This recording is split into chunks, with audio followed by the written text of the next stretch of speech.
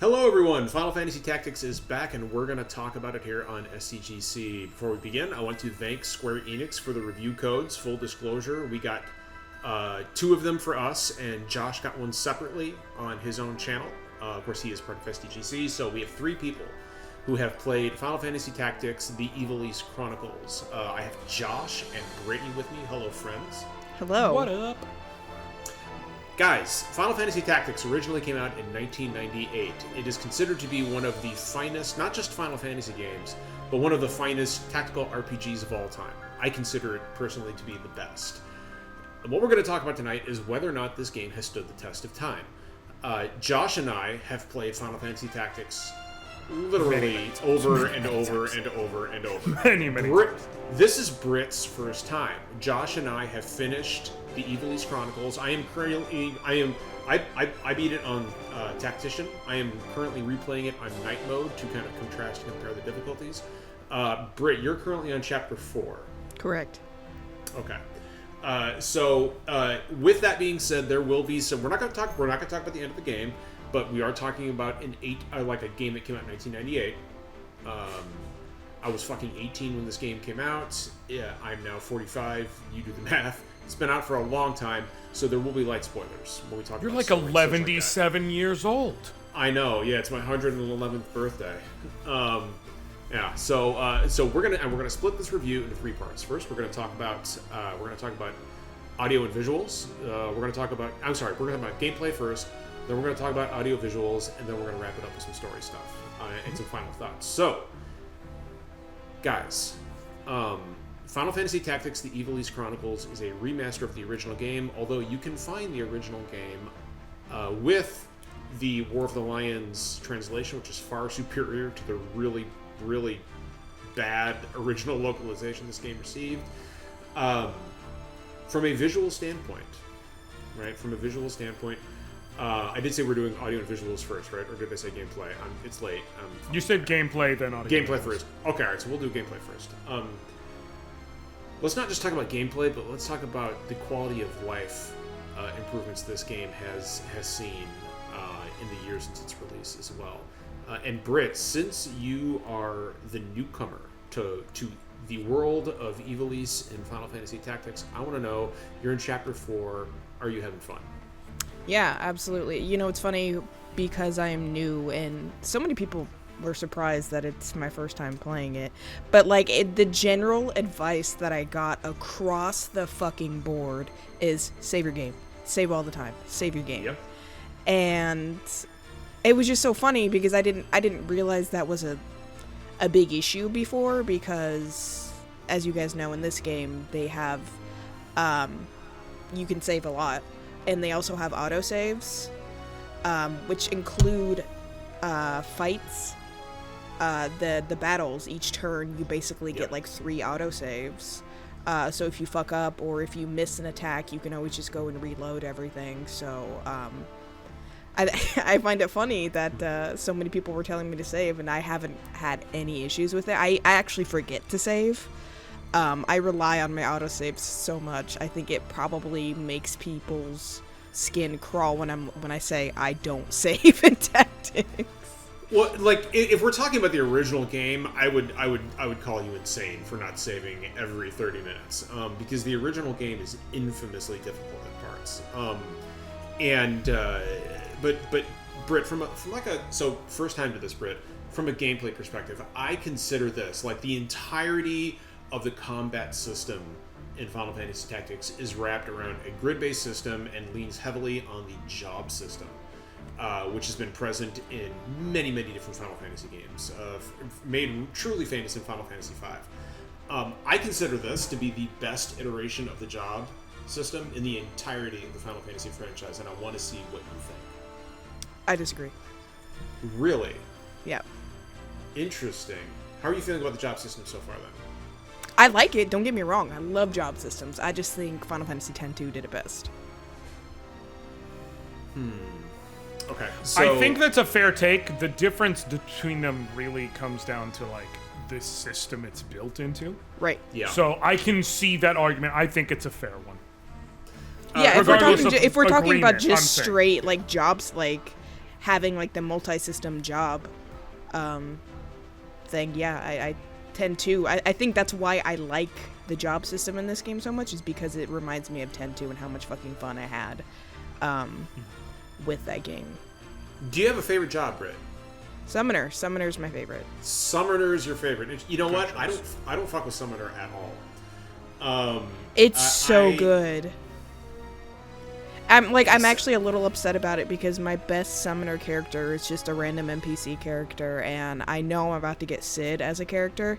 So they're my last NPC, and I'm gonna have to swap her out for the new character, and I just like finished all of her summons and unlocking them, so I'm kind of bummed about it because that shit takes forever. The only like story NPC I use is Agrius, just because I love her character. I don't use Sid because he makes the game too easy in my opinion. He is massively overpowered. What's a job? So it's called Divine Knight, I believe. I'm sorry, Sword Saint. He's Sword Saint. Sword Saint. Divine Knight is Meliador. Yeah, Divine Knight is Meliador. Sword Saint, he has access to every single sword technique in the entire game. From Gafgarian to Meliador to the Holy Knight skill set. Technically not Beowulf, but Beowulf is just a mystic on steroids. He just uses his regular But yeah, spells he as has sword basically all of Gafgarian's Dark Knight abilities, all of Agrius and all the other White Knight knockoffs, Holy Sword abilities, and he has Meliador's Divine Knight abilities. And he comes with the Excalibur already equipped, which gives him auto haste. And he is like Britt, like in the original game. Beefy. He also has crazy stat growth in his base class. In the original game, easy mode began when you got Sid. Like he can you get him at the end of towards the end of the game, though, right? Like. So I will say this: Chapter 4 is by far the longest chapter. It is probably half the game. Oh, okay. Maybe not, that might be a slight exaggeration, but it is. I would say, Josh, tell me if I'm off base here, the size of chapters 2 and 3 combined. Just about, yeah. I would say chapter 4 is lengthy. Now, part of that is thrown because there's a bunch of secondary and side content that becomes available as of chapter 4. Things like the cameo character who... Right. I will mention it. We know who it is. It's been Cloud. They already said Cloud's in the game. Yeah. Cloud, the whole side quests that lead to getting him. Things like that. There's some stuff that comes up. Midlight's Deep becomes available. But even still, in general, Chapter 4 is a beefy boy. I want to talk about... So, Britt mentioned Summoner. I want to talk about the Humble Chemist. In my opinion, one of the best units in the entire game. My team, when I get everybody assembled, consists of obviously Ramza, Agrius, a ninja, a chemist, and a black mage. 3 of my characters, my chemist, Ramza, and Agrius, all have auto potion, and I keep a full inventory of X potions. So every time I get hit, I automatically get healed for 170 HP, right? I play on I did this on Tactician, and along with the Safeguard passive ability, which keeps your armor from being rent or destroyed by the Crush abilities or stolen. It is Chemist is, and that plus they can equip guns, right? They can throw their items. So Chemist, I take my Chemist. And I give her a bunch of White Mage abilities like Holy or Curaga or Curaja in a pinch if I need some big area-wide heals. And I give her Movement +2, and my Chemist just fucking is just a combat medic that can stretch across the entire battlefield. I fucking love Chemist. It has some... Auto Potion is fucking broken in Final Fantasy Tactics. And if you've never played this, if you're gonna go out, you're gonna play this for the first time, get auto potion on at least 3 of your characters. It is a fucking literal lifesaver. Just do it in general, because the only suggestion people have when you are fighting fucking Belios is you need auto potion, and you can't fucking leave to go get auto potion if you get stuck on that fight. Otherwise, you have to redo the whole fucking first half again. That's the other thing. It is Britt a great finally, example, but I was going to say Britt finally experienced one of the most infamous battles in all of Final Fantasy, which is Regraph. Like the one-on-one Regraph fight in Riovanna's castle. Britt, I have to know, like, how did you would you just get auto potioned, or what did you do? How did you handle that? God, what did I do? I think I just went up against him and would just attack him until he finally fucking... I just was in his face. Like, there was nothing else I can do because he was pretty much one-shotting me.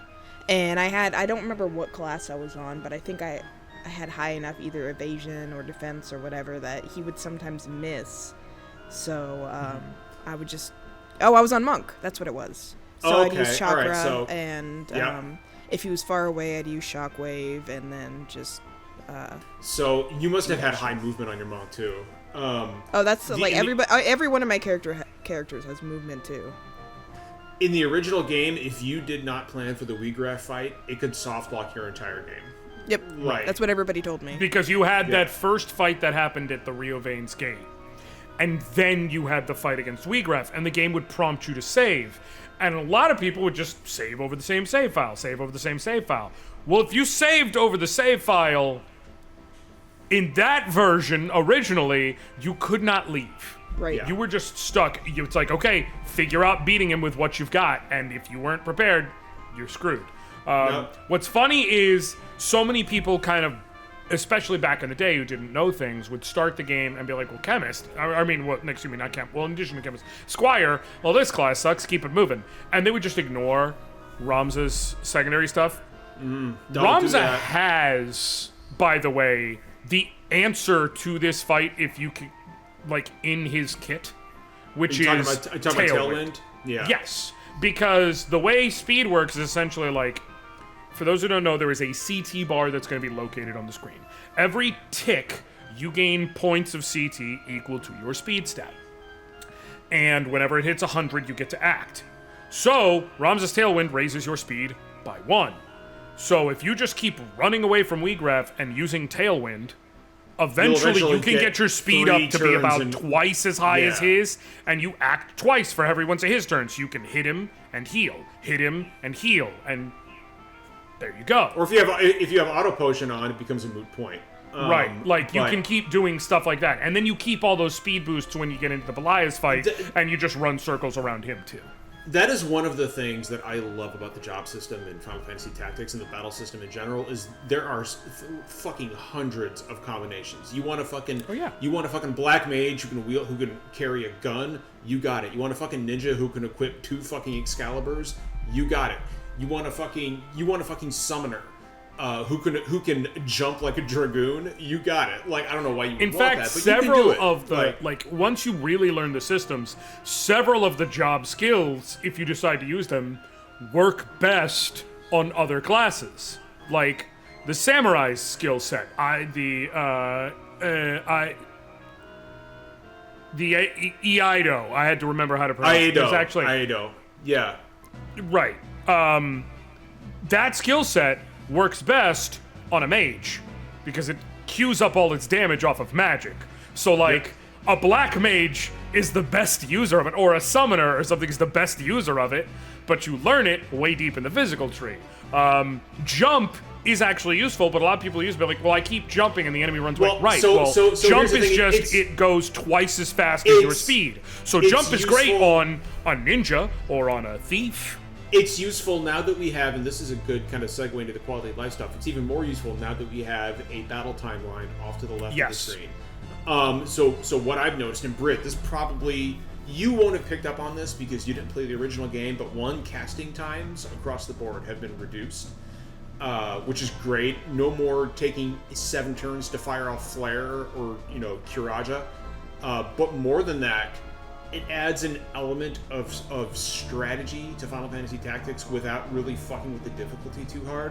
Because there were so many times in the original game, Josh, and I know you've experienced this, where I would cast Faraga on a tile and intend to hit 2 knights standing there, only to have them both move away and my spell goes off and hits nothing. Or I'm casting Kiraga on one of my main units, and then an enemy who's almost dead just walks right up into that area of effect and gets the effect of that Kiraga spell.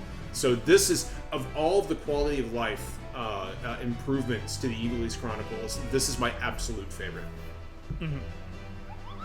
And to be honest with you, I cannot imagine playing the classic version or going back to the old one with all these quality of life adjustments in the Ivalice Chronicles. I just can't do it. It's all just too good. Like, and it's not just the timeline to the left, but the ability to see what you need to unlock or what you need to level up to unlock specific jobs. In the original game, Britt, it didn't tell you. Like, you're like, okay, well, I'll level this job up and maybe it will unlock something else.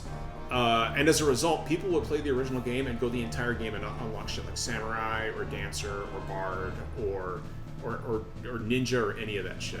I will say that when I first played the game, I didn't realize that if you just hover over the darkened jobs that you don't have, it'll tell you what you need to level. So I was just straight up leveling classes to see if they unlocked other classes.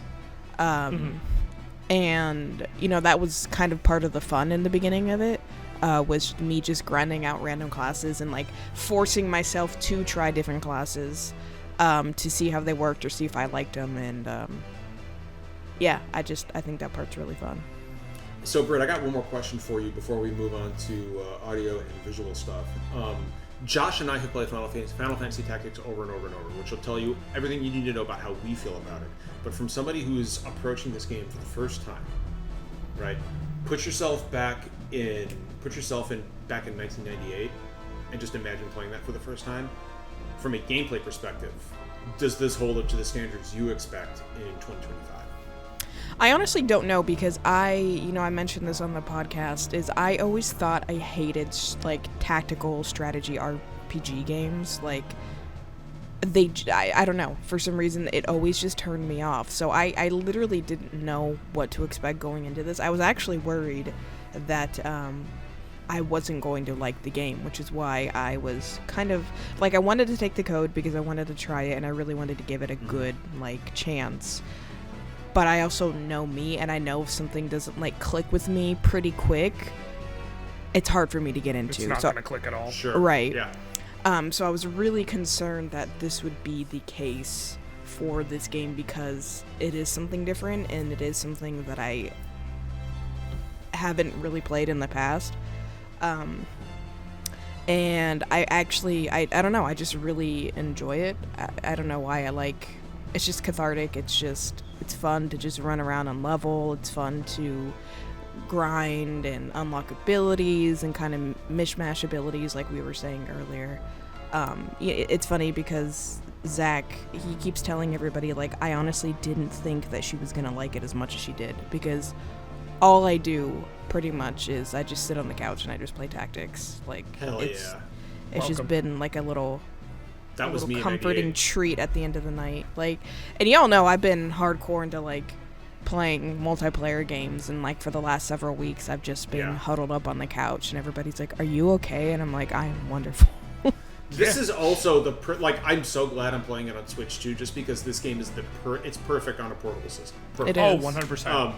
But it is a very much a it's you can lay in bed at night and play this. It's almost like reading a storybook. Yeah. That's how I feel about it. It's been very good. I've been playing it handheld as well.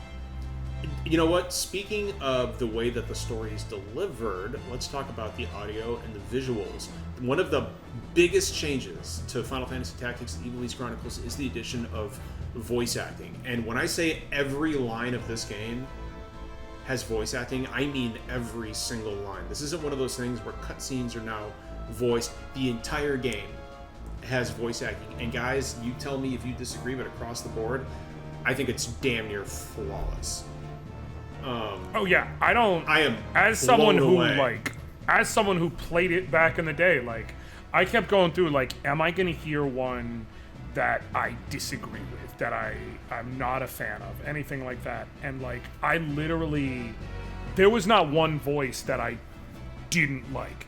it may not necessarily have always been what I heard in my head. Like, if I was to, to voice act, like Gafgarian would be my first example I could think of, because his voice sounds a little younger than I expected, but it's not bad. It's just we saw the gray mustache, he's grizzled.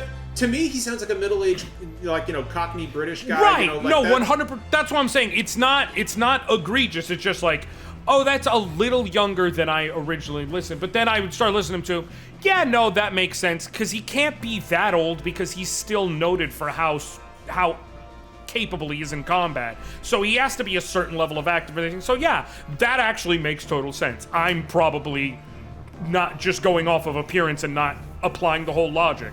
And that's just an example of, even if it's not what I would have originally heard, the more I listened, I'm like, yeah, no, this sounds right. And by and large, the vast majority just instantly sounded like, yes, that is exactly what that is. There is. I want to say one thing about a voice. Not that I didn't like it, it just surprised me, because it's not what I had in my head, and then I want to kick it to Britt. Was the voice given to Weegraph. I had never really envisioned it. He sounds a lot like rougher and more salt to the earth than I. For whatever reason, I always voiced him in my head as not an aristocrat, but as somebody who sounded like educated and eloquent. And he sounds a lot rougher here, which is not a bad thing. I'm fine with it. It's just not what I had in my head canon. I think it works as somebody new coming in. I think it works, seeing where he comes from, and because he didn't come from nobility, so it makes sense that he wouldn't talk eloquently. I think the voice actor does a really phenomenal job in giving valid anger to a character that also translates into hurt. His voice is very, you can tell that he's very passionate about how he feels. But he's also... He's one of the most tragic characters in the entire game. Yeah, but you can also hear the fucking pain in his voice when he talks. He doesn't want to be doing this. He doesn't want to be fighting this life, but he fucking is. It's Correct. A cause he devoted himself to because nobody else fucking would. And it's almost you almost get the sense that he's angry about it. That he has to be the one to lead this cause. And I think, spoiler warning, I think it really comes out when he loses his sister. Yeah. I think that was a real turning point for his character because, up until that point, he was saving people, demanding people be released, saying, that's not how we do things, into, what he becomes. When it's even more tragic to see him kind of lose those morals and that code of his when he becomes what he becomes. Yep. Because I was like, oh man, it's like the man himself was just wiped out of existence. So many of the fights and combats are people I'm gonna take down the crown and then I'm gonna sit on the throne and make everything fair. And Rams is just like, are you even listening to your right? You're basically, you're in it for yourself. Quit trying to say you're in it for everybody and you're going to make it better for everybody. Well, Britt, I'm glad you brought that up because there are two actors in this game I want to give specific shout-outs to. The first one is Joe Pitts, who voices Ramsay Beowulf. Incredible. Fucking nails.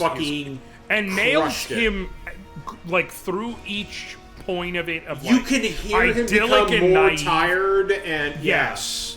He starts out idyllic and naive, and you hear him become more world-worn and worldly and understanding of everything as it goes, while still feeling that singular thread of Ramza's morality through the game. He never loses that in his actual vocal tone, but you can hear the weariness. He remains a moral character throughout the entirety of the game and I know the whole Game of Thrones comparison is kind of played out, but they are similar in the sense that in Game of Thrones there are very few characters who are very clearly, moral or not.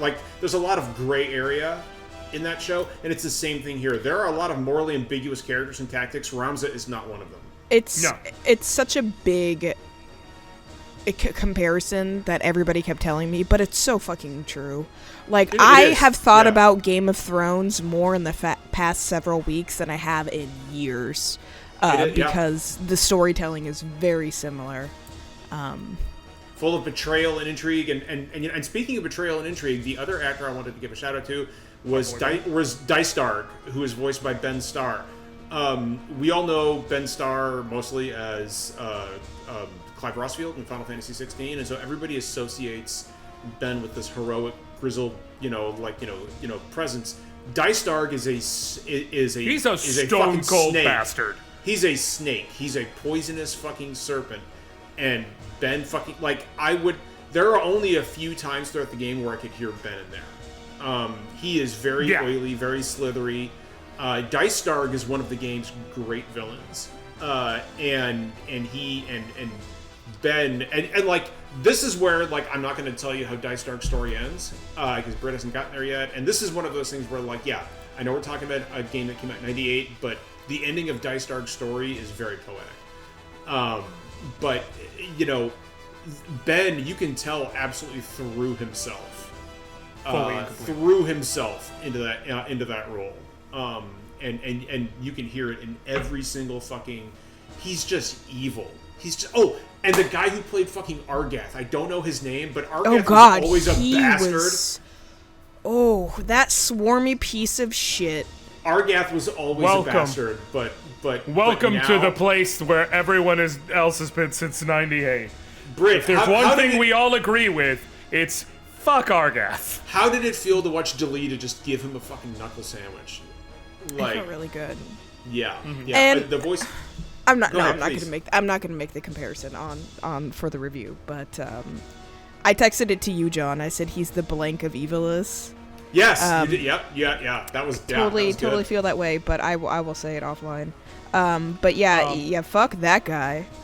Yes. Yeah. One thing for the purpose of no, I was gonna say because I know we're gonna almost immediately dovetail into story, but as far as audio and graphical, just I want to talk about the visuals quickly too. For the purpose of being honest about the visuals are gorgeous. I know there were so many people before it came out who were like, fucking great. It's just smeared. It's just when you look at it in actually live while going and everything, beautiful. It looks great. It is not just smoothed over. And Britt, you tell me real quick. I love the focal effect. I was about to mention exactly that. We're on the same page. Yeah, Josh, go ahead, please. No, I was saying it draws you into the scene so well, despite it's just enough. It is not overbearing. It makes everything feel like a handcrafted diorama. Yes. What are you talking about?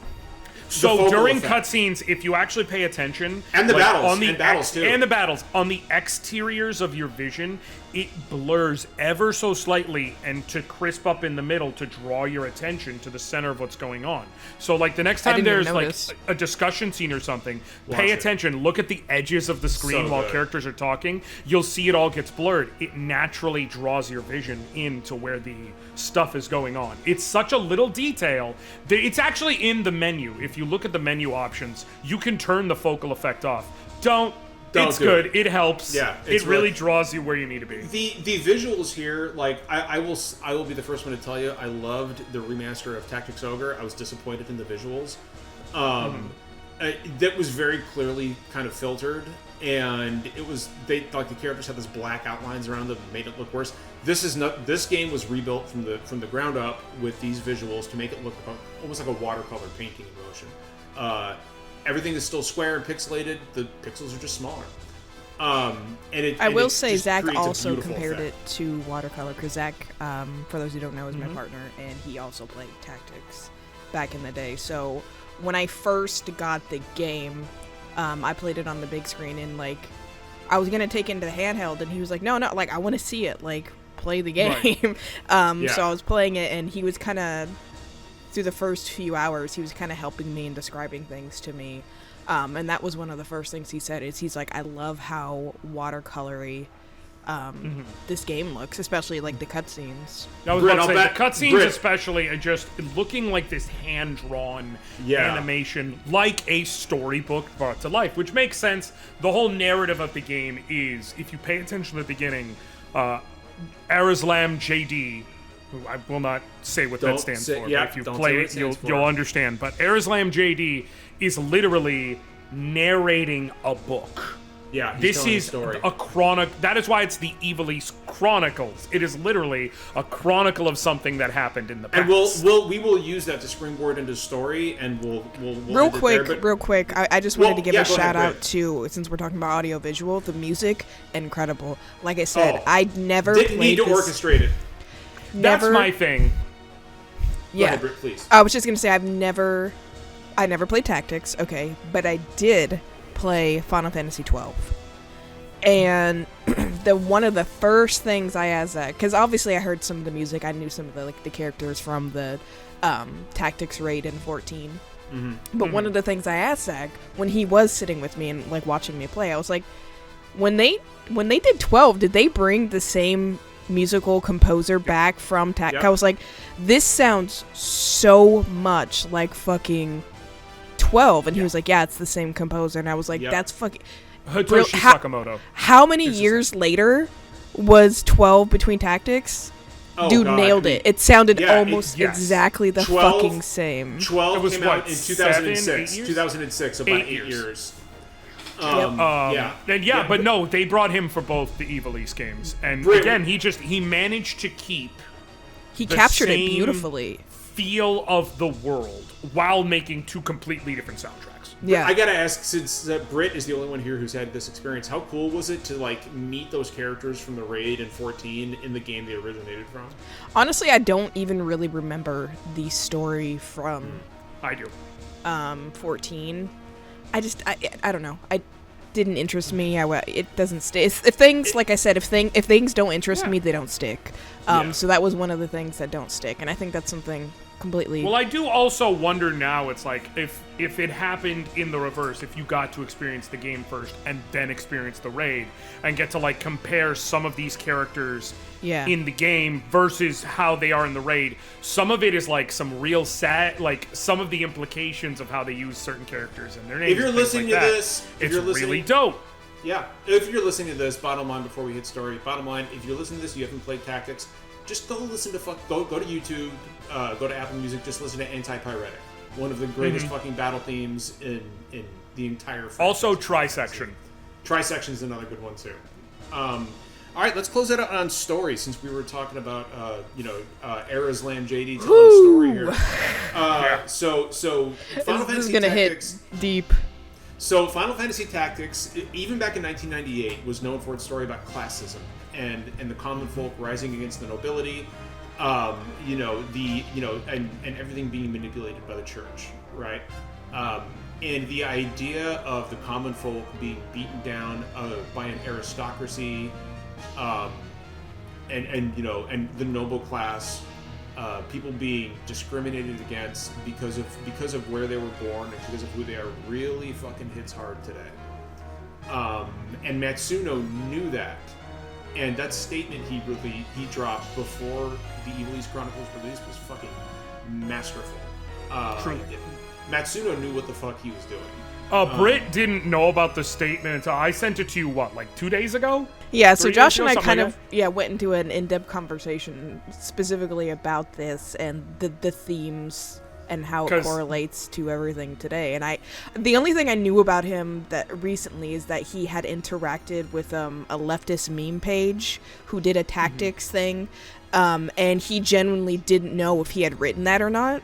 And obviously he didn't. It was somebody making a meme about it. And, that kind of blew up. So I didn't... It was really cool to see that, like, he still, to this day, like, feels that way, and... Yeah.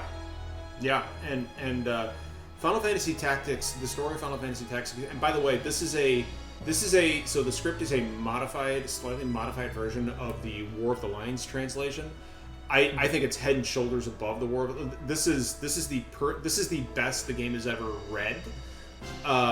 The story of Final Fantasy Tactics is one of the dark. I actually not one of it. It is the darkest narrative, I think, in the Final Fantasy franchise. Maybe Type 0 might rival it, but maybe 2. But maybe 2. Yeah, but like this is a dark game. Yes. There are truly evil characters here.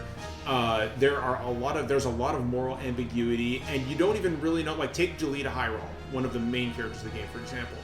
Right? You were going to keep, and Britt, you haven't finished the game yet, you're going to keep questioning what he's doing, what his motives are, literally until the final scene of the game. Mm-hmm. So many of these characters are cloaked in intrigue.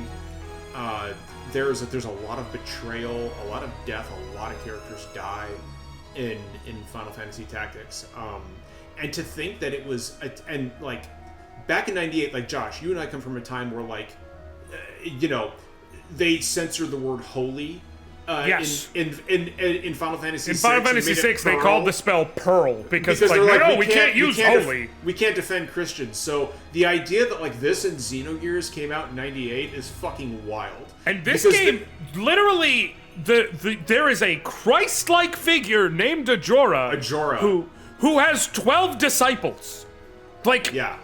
There is no... They didn't even don't try forget and hide. Don't forget the disciple who betrayed him. Yes, I'm saying, like, they didn't even... The Germanic scripture, like, they didn't try to hide it. They were just like, yeah, no, he's Jorah. Yeah. Like, just, sure. He's literally Kirkland's signature brand Jesus. And I will say that the story, like, does become one of those, well, let's just go kill God things, you know? But it's done in a way that feels earned. Yes. So many RPGs, especially from that era, are like, well, we're off to kill God.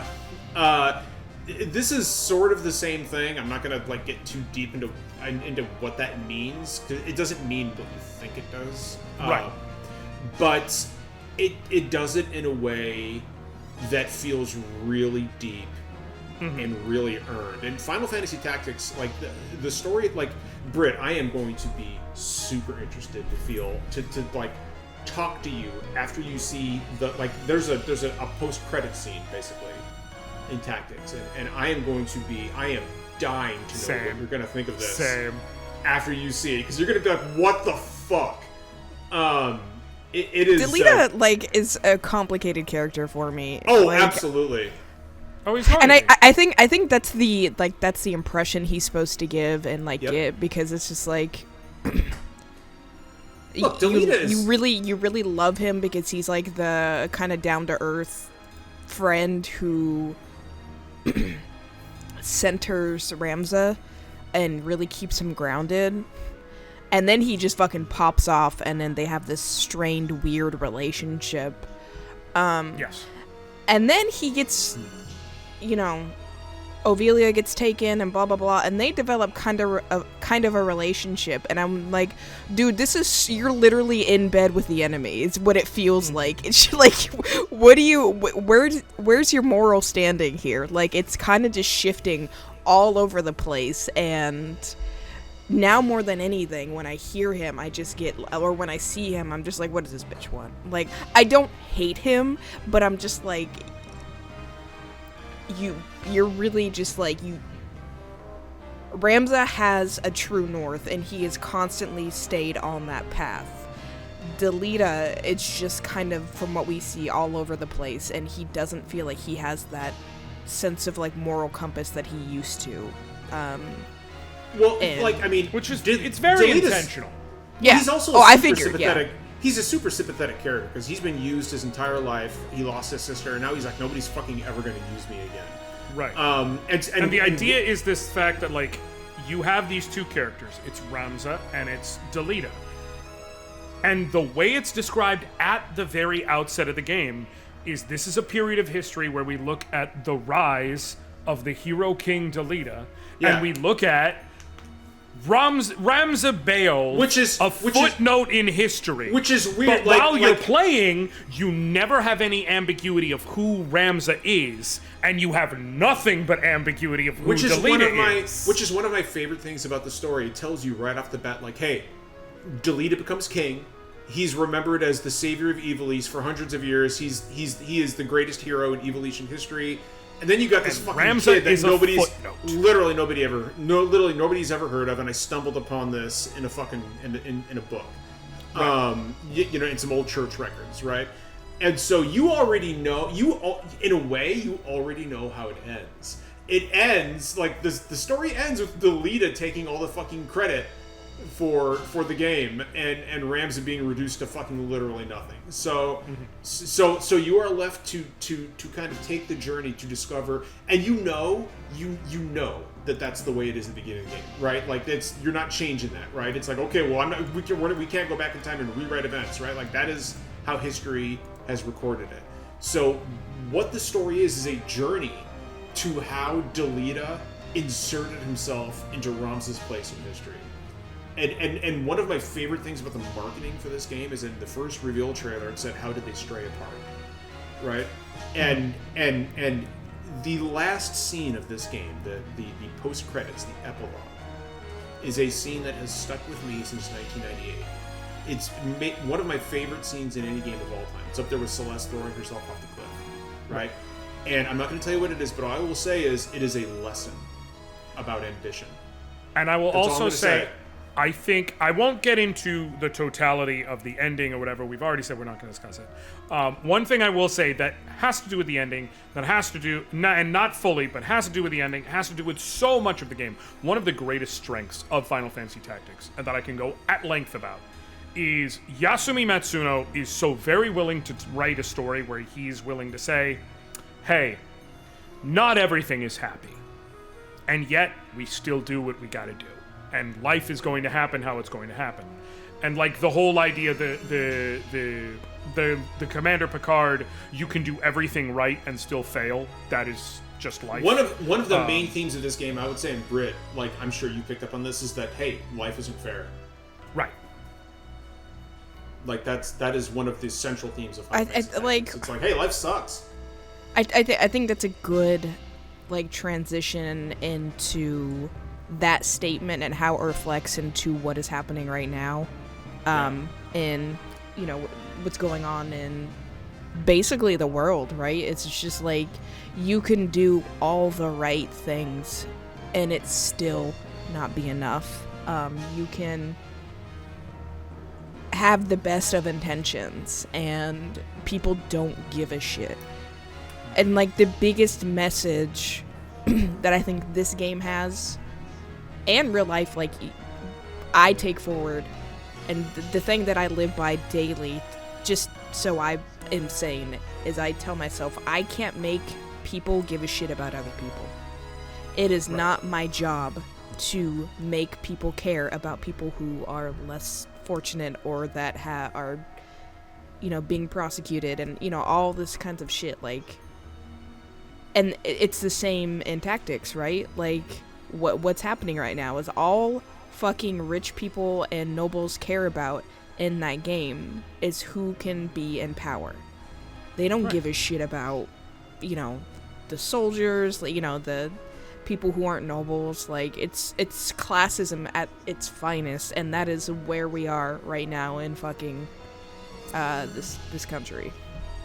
Well, that's really the one character I need to talk about, and it kind of goes off your point and whatever, that is what truly makes Wiegraf such a tragic character, because in another timeline, he's a recruitable party member, and he's one of everyone's favorite characters, right? Because he's this dude, he's an awesome fighter, he's got a nobility about him, he's cool, but he's also level-headed, like he would be so many people's favorite party member.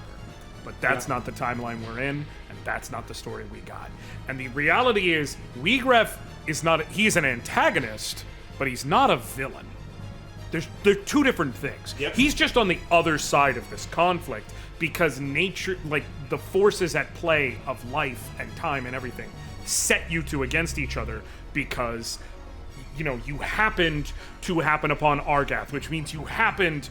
And then Zalbag happened to tell you where the Marquis was, and so you happened to go save him, which threw that whole plan off, which meant that Titra happened to get kidnapped, and all these things just happened to you killing Milyuda, which now made you Wiegraf's enemy.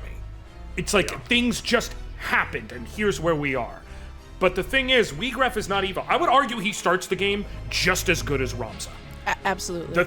Yep. But he loses pieces of himself in his quest for vengeance, and he starts being willing to put away his morals and put away his well, morals. Wiegraf starts as a character who's like, what the fuck, you kidnapped this woman? Exactly. Let her go. At onset, Wiegraf is just as good as you. He's just on the other side of a conflict. He's just the poor version of you, yeah. He loses bits of his morals and bits of his morals, and he eventually loses himself. And this idea is like, everyone who either sticks true to their morals or, when given the choice, chooses morality, by and large, things go well. Not always, but by and large, things go better for them. Everyone who you see loses their morality, that's what happens. But the thing is, with many of them, you could understand how you get there. And like going into real life, it's the thing where it's like, there's people who will do things or do crimes, whatever, and I look and I go, I understand how you got there. I'm not saying it's okay. I'm not saying it's right.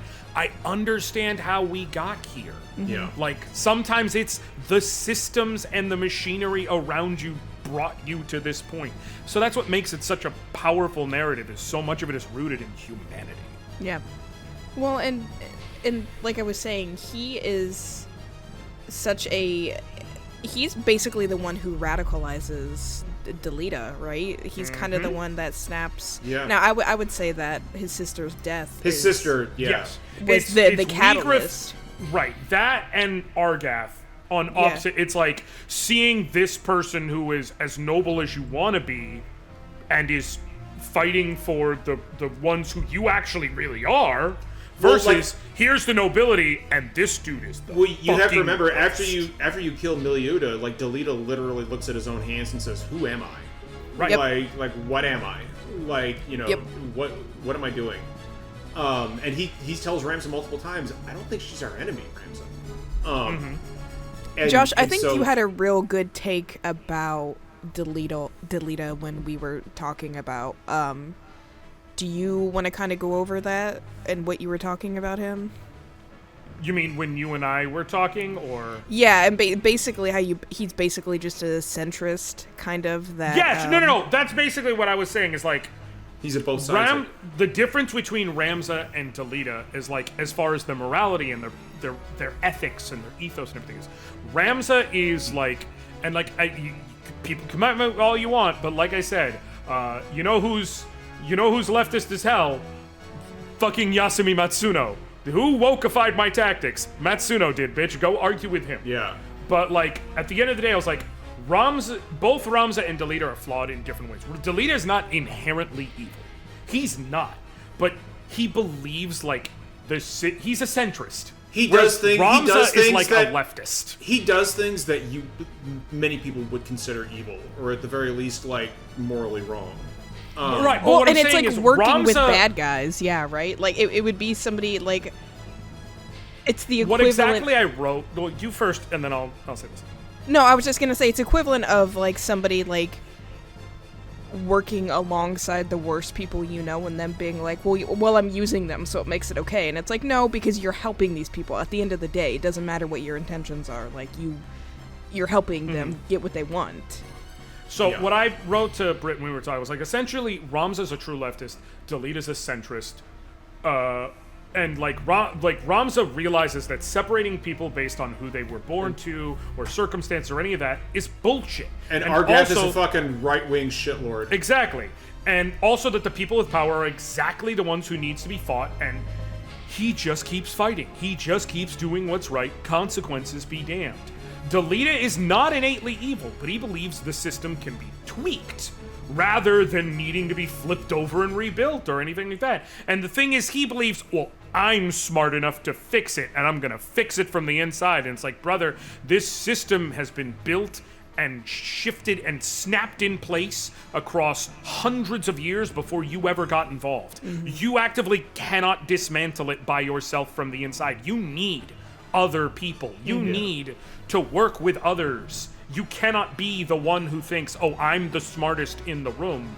And so it's like Delita's flaw is basically he refuses to accept maybe I'm wrong and maybe I need someone else's help.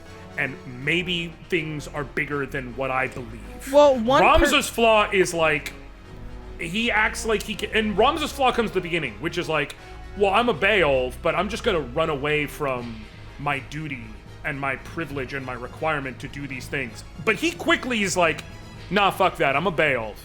Like, one of my favorite details is if you read the encyclopedia in the game, how it has like the character profiles, and it'll give you like, and it'll update as the game goes. If you go and look at Ramza's at the beginning of chapter 2, his name changes from Ramza Beowulf to Ramza Lugria. Lugria, yeah. Because he took his mom's name. He's like, I'm not a Beowulf. I'm fucking gone. Aww. I'm out. I can't do this. And he reclaims the name of Beowulf as the game goes, because he's like, no, I have a duty. My name comes with a duty. My father's blood comes with a duty to be a knight gallant. Which is why I love, even if they didn't do anything with the class, that they changed his Chapter 4 class name to Gallant Knight. Because he is his father's son. Mm-hmm. I love it. It's fantastic. All right, so we've been going for about an hour. Let's go ahead and wrap it up here. Guys, in closing, I don't know about you, but Final Fantasy Tactics is one of my favorite games of all time. I would put it in my top 5, like literally of all time. I've played it in double digits. I've played it. Since its release in 1998, maybe like 15 times. I fucking love this game. And to have what I consider to be the definitive version of it at my fingertips, available on modern consoles, not just for me, but for everybody like Britt, who have yet to experience this fucking treasure of a game, is awesome. And I hope that more PlayStation 1 titles get this treatment in the future, like Vagrant Story, which is also set in Ivalice. Square, please. But that being said, this is easily going to be my game of the year. It's not even fucking close. There's no competition. You might as well just fucking shut it down. Josh, I'm assuming you feel the same? It's not game of the year for me, but it's because I've experienced it before. Yeah. But no, yes, I absolutely love it. I do think, because I was a little torn, because unlike you, I enjoyed a lot of the War of the Lions content on the PSP. But also, I gotta be real, for a lot of it, it's ancillary shit you didn't touch. You probably never used Onion Knight, and there's no one who's gonna look at me. I know you never used Dark Knight. No, you may have unlocked Dark Knight. You did that shit in the post game. You did not do it before you beat the game naturally. You just didn't. You didn't have the time. Okay? Not without grinding for 15 to 20 hours for that one job. Yep. Like, sorry fam, I just know math. I know how numbers work. So, it is what it is. I would have loved to have Balthier and Luso. And also, the extra... in Wordlines, the one thing I do wish they kept, you got an extra fight around the time of Fort Besilac, where you got to fight Argath as a Death Knight. He was revived, and you got to kill him again. He gets revived by the Lucavi. Yeah. And I would have loved to be that, because I love to get to kill that motherfucker. And there's actually an awesome line of dialogue. There's an awesome line of dialogue from Ramza where he says some shit like, I'm sort of paraphrasing here, but he says selling your soul to an evil entity, your grandfather would be proud of you, Argath. And I'm just like, oh, straight God, roasts so that man where it stands. It's yeah. so good. I would have loved to have that, right? But I gotta be real. If you ask me, like, between Wordlines, no, like, everything else they added to this is so far and away superior to that little extra content that I pick this 10 out of 10 times. Like, the voice acting is superb. The graphical updates are great. The access, period, is worth it. And so it is the way I would encourage anybody to play the game. Britt, final thoughts from you? No, great game. Incredible. Love it. Damn. I mean, shit. 10 out of 10. That's 10 out of 10. I will say, real quick, one thing that we forgot to talk about in the quality of life upgrades, the fucking outfitter when you're buying gear. Oh, it's so good. Shop, Yeah. So for those who don't know, you can go into the shop, and rather than just individually buy items, you can click on the outfitter, and then hit a button, and it auto-equips you with the best equipment you can have at the shop. And then it just buys it for you. It just buys it for you, and it's so fucking good. Like, that shit is good. It's a real. I don't gotta think. I don't have to like debate stuff. I'm just like, no, this is what's telling me to use. Also, just being able to like not do random battles Oh, Like, God, yeah. Yes. Like, yes, you want to fight random battles. The battles are fun. And it's not like, oh, so you're happy there's a thing that gives you less game? No. I'm happy that when I'm going to do an errand and I've sent away 3 of my units, I don't have to fight without them. I can just be like, no, I'm going to run and run back real quick. And there are people like, oh, it trivialized the game. Fam, if you are someone who cares enough that it trivializes the game was probably already trivial to you. Also, Can we be honest? Play on Tactician and tell me anything could trivialize that shit. Tactician is hard. Tactician got hands. Tactician is very hard. All right, guys. Thank you again. Tactician got hands. The first time I tried, I was like, damn. Okay, I guess I do suck. My bad, game. Guys, thank you again to Square Enix for the review codes and the chance to review it. Obviously we have this review out like a week and a half after the game, but it's such a long, it's a big game and there's a lot to talk about. I'm just glad that I had the opportunity to do it. So guys, don't forget, you can check us out every Thursday night at 9 p.m. Eastern Standard Time at twitch.tv/official SDGC. And hey, take care of each other. All right, we'll see you later.